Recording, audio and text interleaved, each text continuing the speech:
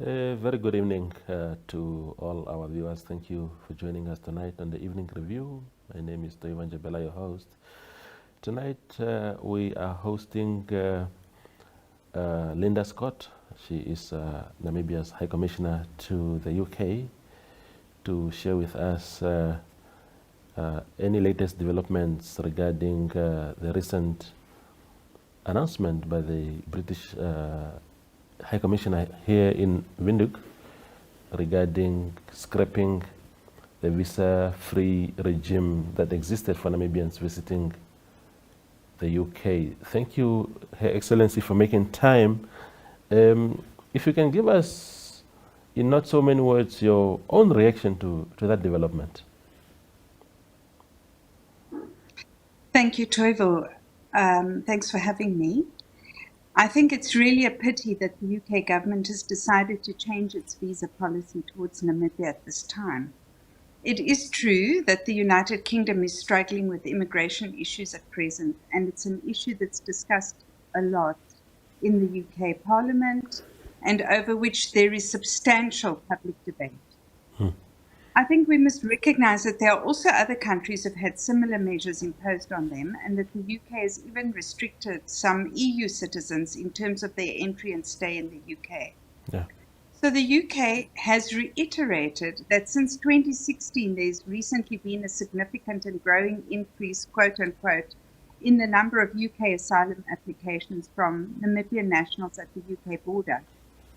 The UK has seen this as an abuse of the asylum system, and they have emphasized that they didn't see any other option. So it seems that the efforts that were made to address the situation of people entering the UK without an intention to leave was not improving. And so Namibia has now joined those countries that require visas to visit the UK. Yeah. I also think it's important for us to recognize that a visa system is not a punishment, but it is, for most countries in the world, a normal state of affairs. So I do hope that we'll now see that it will become a smooth process to apply for a visa, including for students traveling to the UK for studies.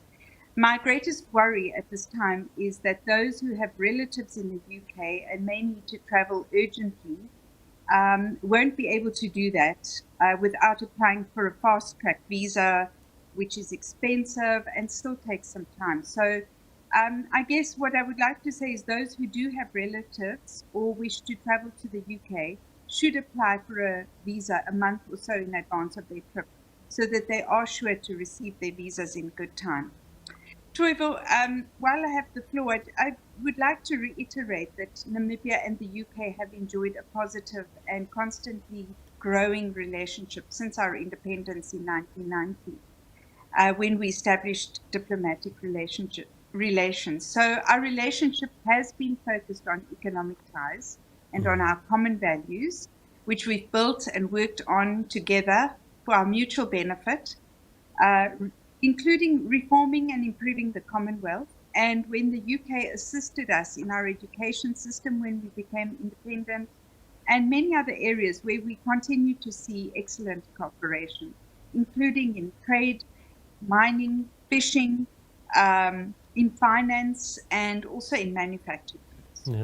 Yeah. No, thank you, High Commissioner. So the bone of contention as far as this asylum thing is concerned is concern, especially by the British government, that when they're saying there's abuse of that system, it seems to imply that they think that these applicants are not really people looking for asylum or who qualify ordinarily for asylum. It's people who want to go to the UK and then they use asylum as an entry point. But where do you think, in your own assessment, High Commissioner, this influx is coming from? Why are people wanting to leave Namibia for the UK? Toivo, you're the journalist. I'm sure you're going to find the reasons. So I think I'll stick to my remit and you stick to yours. But I do think that the people who come here that we've spoken to, they do think that they can get jobs here. unfortunately, I haven't seen people coming here really to look for opportunities to develop projects. I have offered to work with Namibians to develop projects. That hasn't been taken up. So I'm not really sure exactly. I would suppose that people come here for economic reasons, and because they haven't maybe realized the opportunities that are already in Namibia, particularly in areas such as the green hydrogen field and now, of course, petroleum. All of those have got opportunities. We have tourism, especially small business, joint, those kind of opportunities are there in Namibia, and I do think that this will maybe cause us to be more creative in how we look at our economic concerns. Yeah. How has Namibians themselves in the UK reacted? Are you seeing, for example, an increased number of people coming over to your office wanting to inquire about how to return safely back to the country, or maybe even complaining, because we know that some have complained about this whole development. Do you have any sense of how Namibians have reacted that side? Well, Toivo, most people, when they travel abroad, they're unlikely to go to their embassy or high commission when they're traveling unless they are in trouble, denied boarding, become seriously ill, land up in jail, or someone dies, and then we're asked to facilitate the return of the body. These are normal consular activities, and they could include the facilitation of applications for new passports or birth certificates or lost documents or emergency travel documents. And there are, but I want to say there are a few organizations here in the UK formed by Namibians who live here. And it is those organizations that we've heard from. They contacted the High Commission to ask about the visa system, how this would impact them, or even whether it was true that the UK provided assistance for returning citizens to their countries of origin. So we do have a system by which we ask Namibians who live in the UK to register with the High Commission completely voluntarily. I want to stress that. But it's to allow us to have the information, to have their information, so we can email them, or if they have a next of kin and the next of kin wants to contact them, has a problem to reach them or whatever, then we at least have their details. But that is voluntary, and so most of those people have not contacted us. So we usually rely on the organizations or the network that is here of Namibians for engagement. They contacted us. So we've had a few questions from people. Should we get a visa? This is my situation, etc. And of course, the answer has been yes in most of the cases. Yeah. And then there was also the situation around your office issued some sort of circular this week detailing some packages that the UK government seems to be offering those that are willing to return back to the country. Is there any uptakes? Is there a way of tracking the movement there, whether people are actually taking up these offers? Toivo, I can't answer that question, and frankly, I think I'm as curious as you are to know the answer. Yeah. But we will also not know whether people are applying for return assistance or not, because in the first place, we don't know who those people are that have applied for asylum.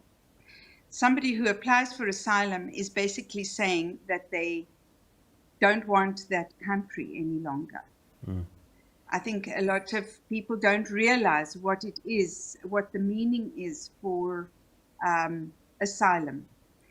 So we've become aware that many people were not aware that by claiming asylum when they arrive in the UK, they were actually giving up their right to Namibian citizenship, and that they would then lose the right to use their passports.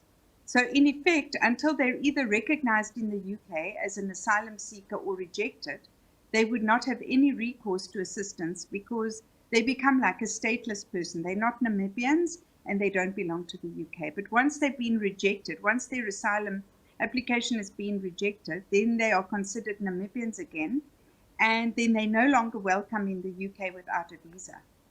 So if they are accepted, they would no longer have the right to visit Namibia ever again. They would never see their family back in Namibia or their friends. And I'm certain that most people didn't think about this before they took that decision. So we wouldn't know who those people are that would be applying. And I'm just assuming that from the fact that we actually got this inquiry from the organizations or through the organizations of or networks of Namibians here in the UK, that there will be some people who will apply. And that's basic. We wait to see who those people are and what the UK government is going to tell us. Yeah. The High Commissioner of the UK here in Windhoek was on this show last week, and he doesn't believe actually that there are conditions in Namibia that warrant anyone to seek asylum in the UK or elsewhere perhaps. And you spoke just now about people giving up their citizenship and becoming essentially stateless. What is your own assessment, High Commissioner, of conditions in Namibia as a representative of the Namibian government in the UK? Are the conditions conducive to keep people here at home? Toivo, what I can say is we've all been through a very, very tough time with COVID. I was in Namibia last winter. I was in Namibia the winter before that, during the time of COVID. I saw the impact of COVID, but I was also at home recently and saw the difference, saw how our projects, the hope that is being given through the green hydrogen projects, through the petroleum projects, through the exchanges in education, are giving people hope and are giving people opportunities. One of the things that I do believe that we are working, we are doing very well in is our education system, the higher education system, where our universities are engaging with universities on this end. For example, I want to just remind you that Professor Peter Kachavivi, the Speaker of the National Assembly, on the 17th of July was recognized by Cardiff University, which is one of his alma maters. And he was recognized for his work that he's done all the way through from being SWAPO representative in the UK before independence right through to now. And then University of Warwick on the 21st of July recognized Advocate Beans Gowanas for her work. And as you know, she's currently the Vice President of the Global Fund. And this shows what Namibians are able to achieve. This also shows that our relationship with the UK is very strong, that we are working on education, that we have many Namibians who are studying here and continuing or returning to the UK. I know of several young people who've gone back to Namibia and they are doing so well that, you know, they are really building up our country. So I do think that there is huge opportunity for Namibians. And, you know, the relationship with the UK is so strong. We have the Dean of the Medical Faculty in Namibia, Professor Judith Ward. She holds two positions. She holds the position as the Dean of Medical Faculty at UNAM and the Cardiff University Deputy Dean at the medical school there. And, you know, that's just one of the universities that we are working with. Wherever I go, the universities are eager to work with Namibians, to work with Namibian institutions. And we now have honorary consuls in Wales, Scotland, Northern Ireland, and we're working together with the NIPDB to set up, to give opportunities for Namibians to grow their economic and cultural ties, to reskill people. So one of the things we're doing here, and I hope this is going to have a strong impact in Namibia, is looking at how countries or people such as the Welsh people in Wales reskilled themselves after all their mines were closed. You know, there used to be a strong coal mining community and they had to reskill altogether. If you go to Wales today, you see a very, very different place than one that was covered with mines.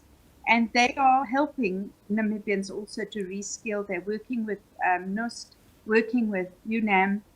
As you know, the speaker is also the chancellor of NUST, and he's been engaging with the University of Wales Trinity St David in Swansea. So all of those people are working very hard to make a place for Namibians in their own country. And I think it's up to Namibians to find those opportunities. I know we're talking about the UK today, but I really want to jump a little bit into my broader mandate, which is one of the things that I've been working with is Malta. So I've seen in Malta where small businesses have grown in terms of engaging with the tour operators, setting up small tour operators for the ships that come bring the tourists into Malta. And those tour operators are engaged with the shipping companies. So when the tourists land in Malta, in Valletta, immediately they know what they're going to do. They're going to go and engage with the small operators who are going to take them on a tour. Namibians can also do that. That's a huge opportunity for Namibians. We've deepened our harbour.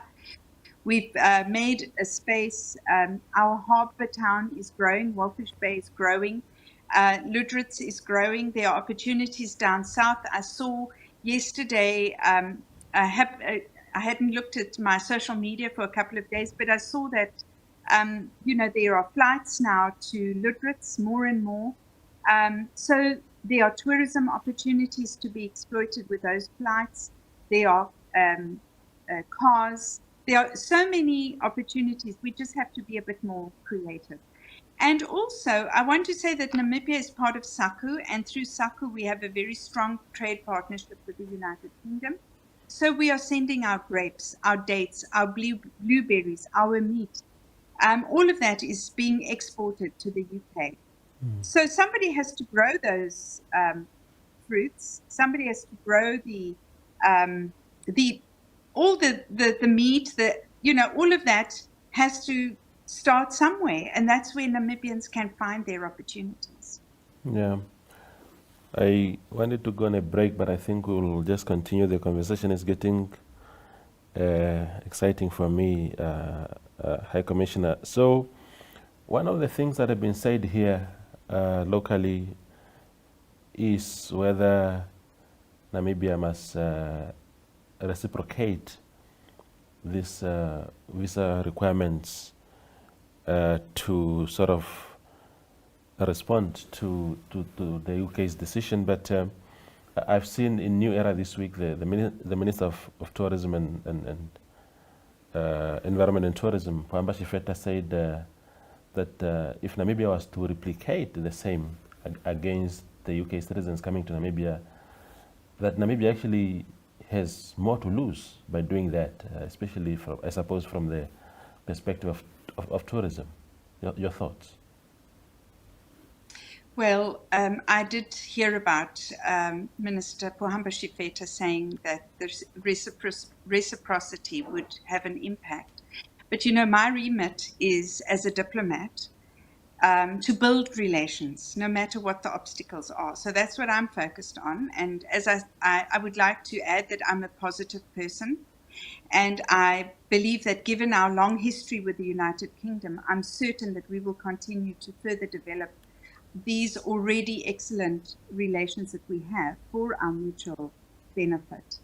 And I look forward to us reversing the situation, where we will see a visa-free situation in place once again. And that's what my office is working towards. Yeah. In terms of, and I know you've touched a little bit on the general nature of the relationship between the two countries. What is your assessment of that relationship?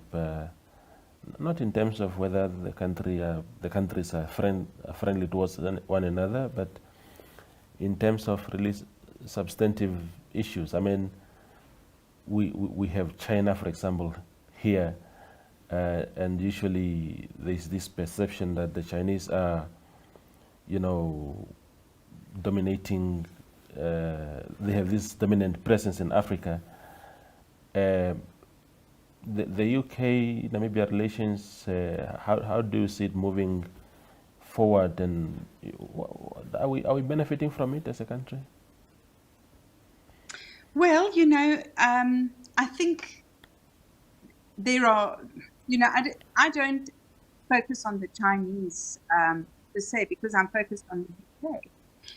But what I do want to say is that when they left the European Union, we made sure, as Southern Africa, not only as Namibia, we made sure that we were not going to lose out anything. And what we did was we engaged with the UK and we set up the UK Economic Partnership Agreement, which is with SACU plus Mozambique.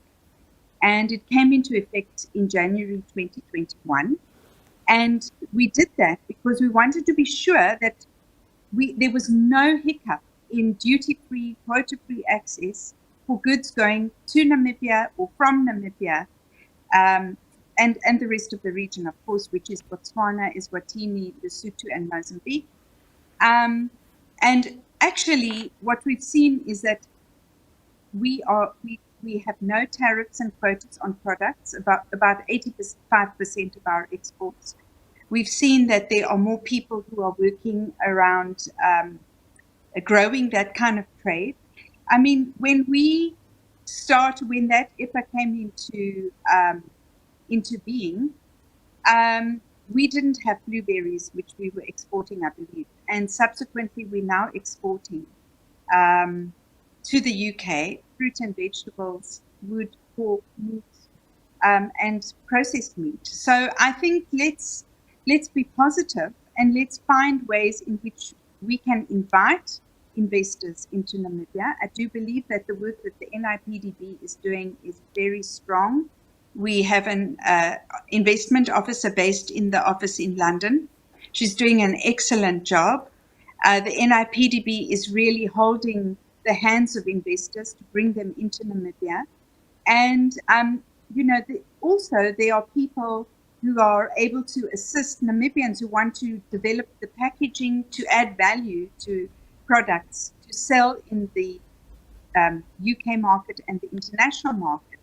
So we're putting people in touch with them to rebrand, to look at, for example, just to take something that we could grow further is maybe our oysters, to see how we can brand them so that they become a specific Namibian brand.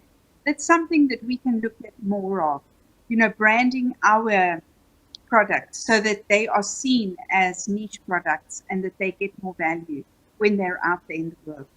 These are areas that we're working on, and I do know we've got other areas that we work on, including with the City of London. So London as a city is one thing, but then you've got the City of London, which is the financial hub of basically a large part of the financial world. And so we are working with them. We're working with the Bank of Namibia, putting those kinds of relations in place. And I think we can only go from strength to strength. So The visa situation is just a hiccup, I believe, in what we can achieve with the UK as a nation. So let's look for our opportunities and let's grow them. Absolutely.